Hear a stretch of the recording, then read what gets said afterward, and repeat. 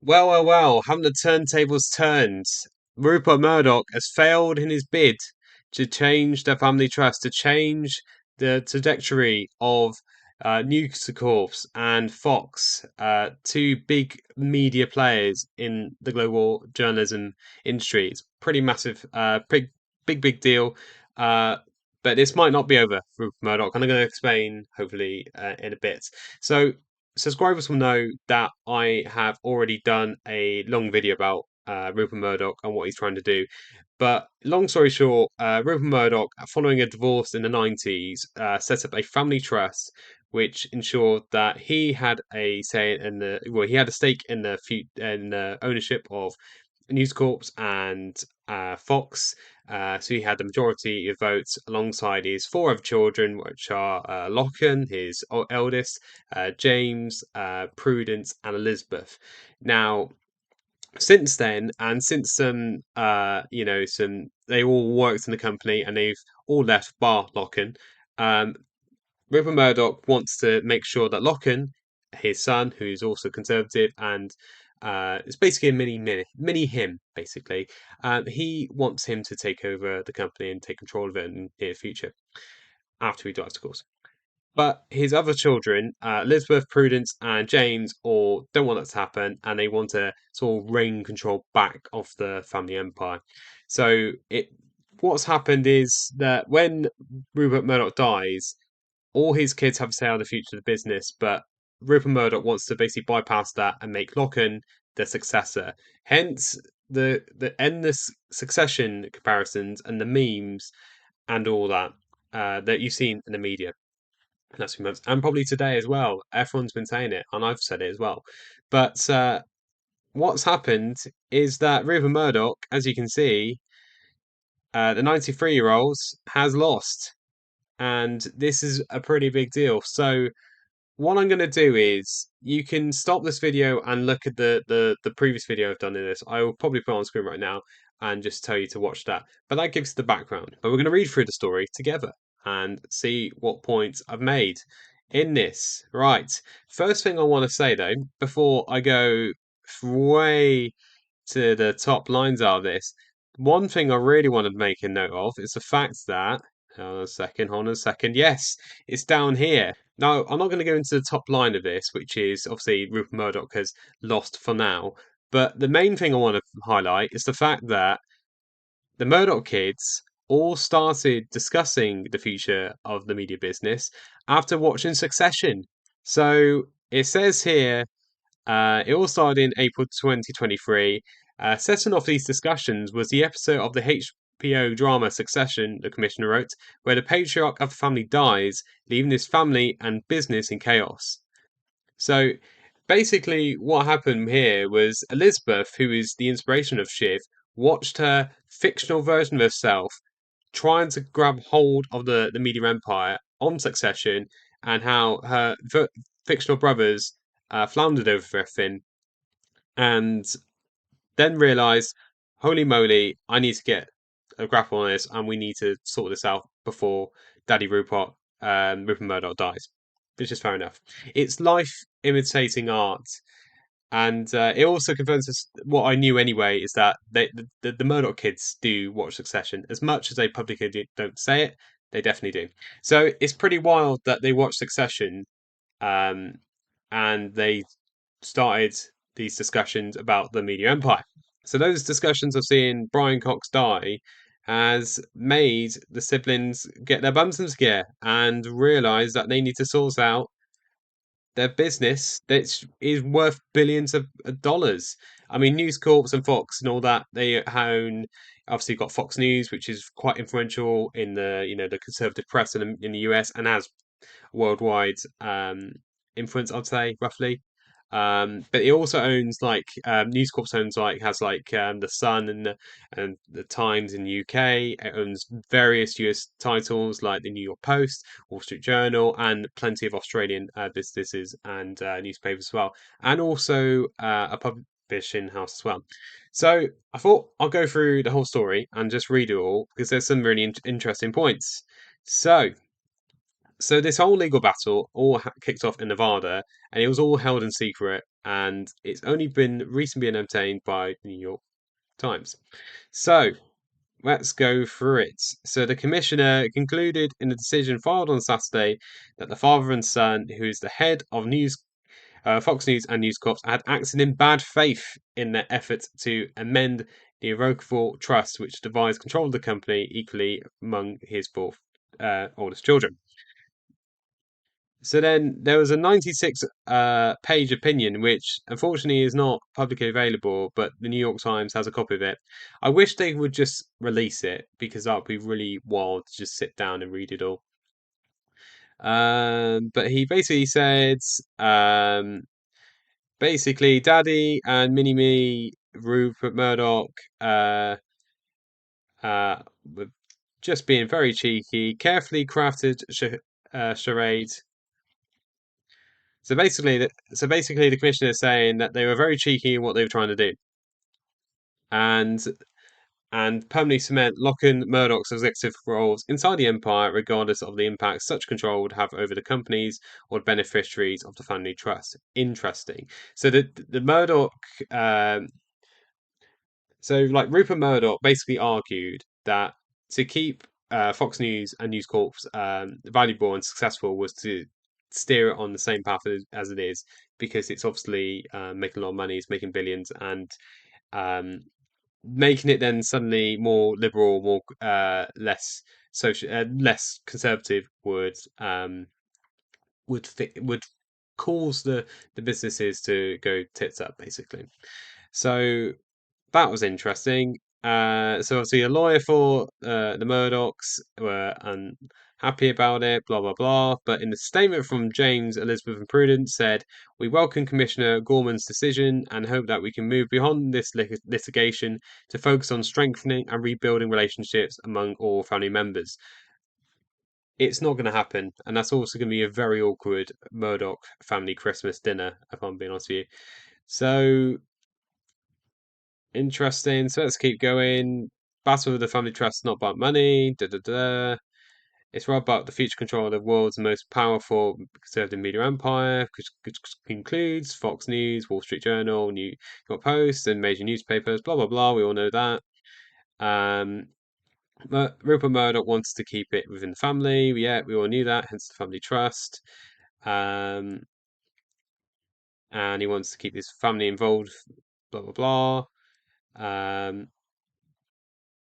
So obviously James and Elizabeth, they're known to have more liberal and less conservative views. I mean, James, for example, donated money to the Joe Biden presidential campaign, of course, and so if he was in charge, it would all be flipped on his head, and they would not be sucking up to Donald Trump, Fox News. They'll be a bit more open-minded. I think that's the more polite way of saying it.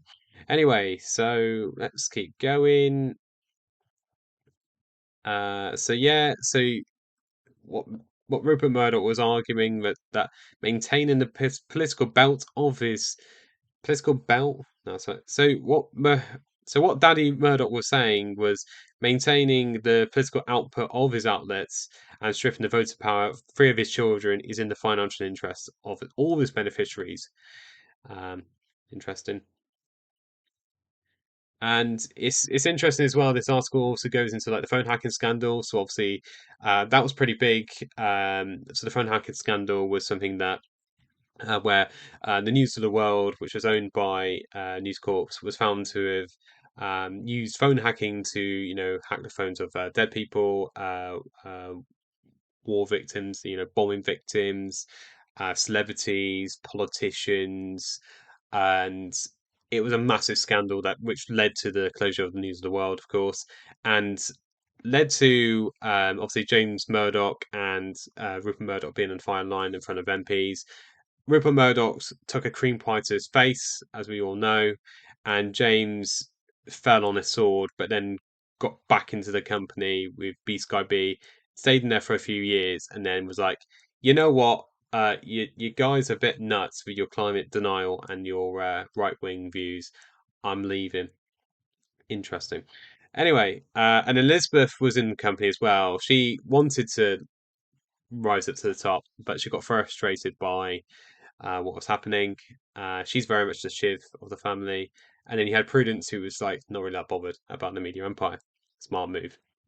Anyway, so it goes on to the various political ideologies and why Lachlan was the preferred choice to be the successor to the throne, blah, blah, blah. They've been forced into a courtroom in Nevada to retain some semblance of control over a family business that has become inseparable from the family itself. Fair dues. Right. So it all happened in September, blah, blah, blah. We've already gone over that succession thing. Funny, funny, funny. Um, so this is quite interesting. This is why, um, for now, it's a loss for Rupert Murdoch, but it's not the end of the world for him because he can basically repeal it. So the commissioner's ruling is, while it's significant, it's not the final word in the case. So the commissioner acts as a special master, as we're seeing here, who weighs the testimony and evidence and submits a recommended resolution to the probate council. So it then goes to a district judge to ratify or reject that recommendation. Basically, gives it a thumbs up, thumbs down, and then even then the losing party can then just appeal it and challenge it, and then that would then kick this all over again. So I don't really know US courts or these sort of family court things. It's far different from the UK, but it sounds quite interesting. So it's not game over yet from what we see here. So the other thing they're saying here as well is that Lockin could just buy out his sibling's stake in the company, and that would be the other way to do it, but it'd be more expensive option than just get a legal battle. This all legal battle sorted. So it's all really interesting, and plus, obviously, the other three siblings all make money off News Corps and or have in the past anyway. So anyway, so there we go. Is there anything else of note in this story which we should go into? Um, and this basically talks about it, but the voting rights, as I previously explained, um, and that's interesting that they're saying here that James was planning to lead a coup with Elizabeth and Prudence to oust Lachlan after their father's death and change the editorial slant of the company. That's pretty obvious. Um, and they say that they had a meeting in London about it as proof they were scheming against him. Isn't family politics amazing? And this just shows how Succession really was life, uh, you know, inspiring art like it was. And there you go. I'll just keep going. More background, blah blah blah. Uh, and so that's why. So so the three siblings met with each other to discuss their plans to do the coup, blah blah blah, and then Daddy Rupert Murdoch and Lachlan introduced their plan at a special meeting of the trust late last year. And there was a text message from Lachlan to Elizabeth on a morning meeting saying, "Today is about Dad's wishes and confirming all our support for him and for his wishes. It shouldn't be difficult or controversial. Love you, Lachlan." Touching, but I don't think Elizabeth saw it that way. Um, the meeting, he said, "I love each of my children, and my support of Lachlan is not intended to suggest otherwise. But these companies need a designated leader, and Lachlan is that leader." Interesting. So there you go. And obviously, this was all said in the documents and heard in the legal litigation, blah, blah, blah. So, and the whole point of what Rupert Murdoch and Lachlan were trying to argue through their lawyers is that what they were doing was trying to be the benefit all their beneficiaries in the company, in the trust, which they argue they were trying to, but weren't. Interesting. And then James, Elizabeth, and Prudence all disagreed, blah, blah, blah. They argued they were being disenfranchised from their own family trust under what they maintained was a false presumption. They disavowed any plan to oust their brother. Interesting. But they also did not find that they shared any singleness of purpose in changing the management of Fox News or other outlets following Mr. Murdoch's death. Interesting. Gosh, that's quite long, isn't it? Um, and of course, so the commissioner, Mr. Gorman, agreed with them. Said, yeah, fair enough. I think this is the paragraph by Lachlan and Daddy Rupert Murdoch. So I see what they're trying to do here. I see what the scheming is, and I'm just going to give it. I'm going to rule in favour of the three siblings, which is fair enough. And what else have they got here? Right. This video is just me just reading out a story. This is not good quality video. Anyway, they found that the commissioner found that they operated in bad faith, undertaking their plan in secret for months, and only notifying Elizabeth, James, and Prudence days before scheduled for a special emergency meeting of the trust and representatives. Oh, sneaky! Who would have thought it? What a time, eh? I think thought families are supposed to be together, especially at a time like Christmas like this, all to be together, but then backstabbing and scheming against each other. Again, it's like Succession. It is literally like Succession. What else have we got? They just demonstrated a dishonesty of purpose and motive. Oh, burn. And they also criticised one of their newly appointed representatives for his knowledge of the family and trust, writing that his research had been limited to Google searches and watching YouTube videos about the Murdochs or the fictional family in the show Succession, as well as listening to a book by Michael Wolff about the family. Wow. Okay. So a bit of naivety there from the representatives. Um, sort of slants it. Blimey. This is amazing. So at the end of the article, Mr. Gorman concludes the effort was an attempt to stack the deck in Lachlan Murdoch's favour after Rupert Murdoch's passing, so that his succession would be immutable. I think that's how you say it. The play might have worked, but an evidentiary hearing, like a showdown in a game of poker, is where gamesmanship collides with the facts, and at its conclusion, all the bluffs are called and all the cards lie face up. He added, the court, after considering the facts of this case and the light of the law, sees the cards for what they are and concludes this broad deal will not, over the signature of this probate commissioner, prevail. Well, there you go. So that's all reported by Jonathan Maynard and Jim Rottenberg.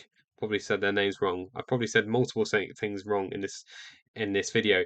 But yeah, so that's quite interesting. So what's happened now is we are now waiting for uh, a response from Rupert Murdoch and the family and see where they're going to go next. I would probably say that they're probably going to appeal this.